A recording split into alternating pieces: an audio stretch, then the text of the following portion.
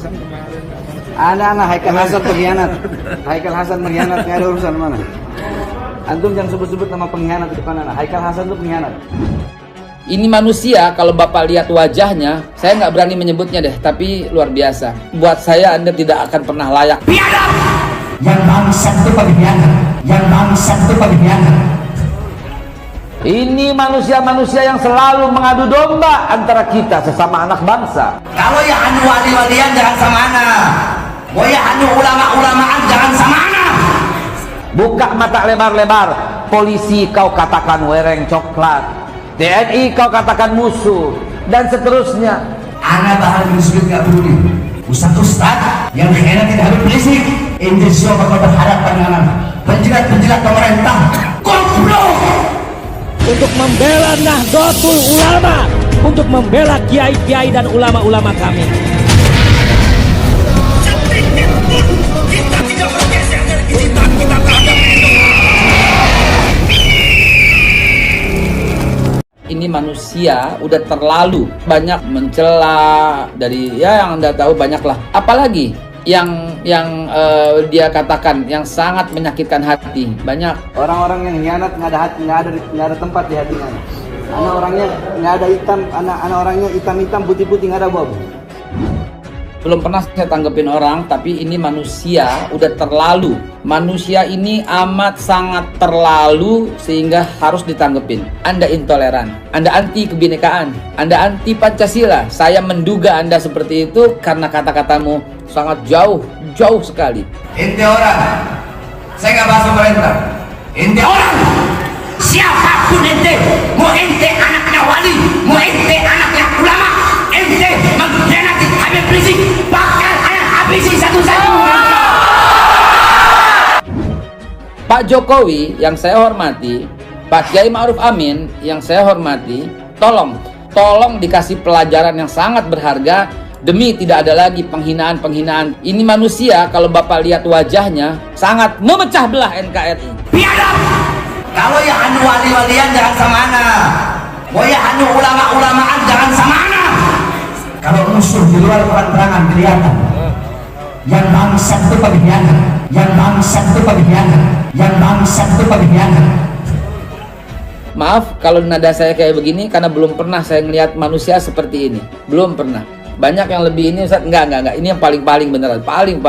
Mau ente anaknya wali, mau ente anaknya ulama, ente mengkhianati Habib Rizik, bakal saya habisi satu-satu. Betul, kita tidak akan pernah menafikan, tetapi tidak lain tidak bukan karena kadang-kadang demi perut suka menjadi pengkhianat. Kalau kita lihat karakternya Haikal Hasan, emang agak aneh sih menurut gua. Orang itu belajar agamanya saja ke Profesor Moses Saron di Yerusalem University, Israel. Yahudi itu pakarannya kalau adu domba. Saya bakal cari kalian satu persatu, bakal saya habisi kalian. Berapapun kalian mengkhianati Habib Rizik. Kalau ya anu wali-walian jangan sama ana. Oh ya anu ulama-ulamaan jangan sama ana. Bilangin, sana kejar-kejaran. Bilangin, baru disepitahkan lagi. Akbar!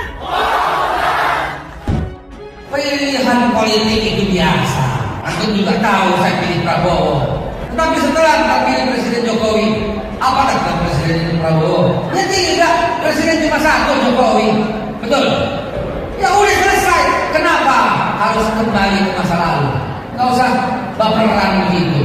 Nggak bisa move on loh, gitu kan? Kita mesti lebay. Mungkin Haikal di kelompok itu dicurigai. Kalau kita lihat karakternya Haikal Hasan, emang agak aneh sih menurut gua. Dia ngomong mengecam-ngecam Jokowi dengan kata-kata yang amat kasar.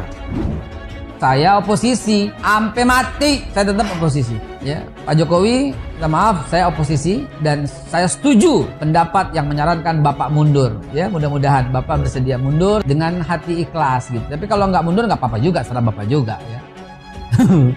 Sekali waktu dia bisa memuji-muji dengan kata-kata yang amat bagus. Sebutan Al-Fatihah dengan Al-Fatihah bisa nggak dihentikan? Saya bilang ya, benar deh, tolong hentikan. Teman-teman, Anda sudah mulai menghina itu namanya. Itu urusan aksen, urusan lidah, nggak bisa dipaksa. Justru hargai dong. Gak lama setelah dilaporin, dia agak ketakutan. Dia keliling ketemu Pak Mahfud, fotonya kemudian disebarin sama dia untuk menunjukkan bahwa dia dekat dengan pemerintahan atau dia bisa bersahabat dengan kelompok atau orang-orang yang selama ini dikritiknya dengan keras. Mungkin orang di 212 juga bingung. Ini kok kelakuannya kayak belut, licin ya. Emang gue peduliin. Kalau orang mengatasnamakan agama untuk tujuan politik, itu tanda dia sedang memanipulasi agama. Ada lagi tuh kemarin yang viral, nggak main-main tuduhannya. Orang itu menyebutkan Pak Soekarno itu menangkapi ulama. Bung Karno tukang penjarain para ulama. Bung Karno tukang penjarain para ulama bersama rasa komnya. Tuduhan ini serius. Pak Soekarno itu simbol negara, sejarah bangsa. Musuh yang terberat itu adalah rakyat sendiri. Rakyat yang mabuk akan budaya luar, yang kecanduan agama, yang rela membunuh bangsa sendiri demi menegakkan budaya asing.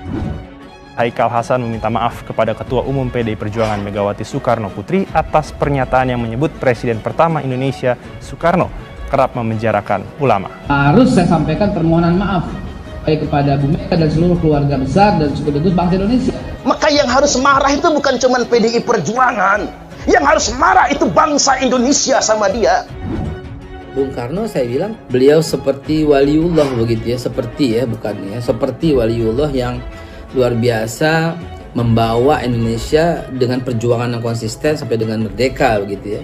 Anda munafik, Haikal Hasan. Orang itu bisa dilihat dari awalnya. Itu tanda dia sedang memanipulasi kita semua. Orang itu belajar agamanya saja ke Profesor Moses Sarot di Yerusalem University, Israel. Israel belum tentu Yahudi. Karena Israel ada Rubeni, Israel ada Simoni, Israel ada Benyamini, Israel ada Yusufi, Israel ada Yahudi, begitu. Yahudi pasti Israel, Israel belum tentu Yahudi.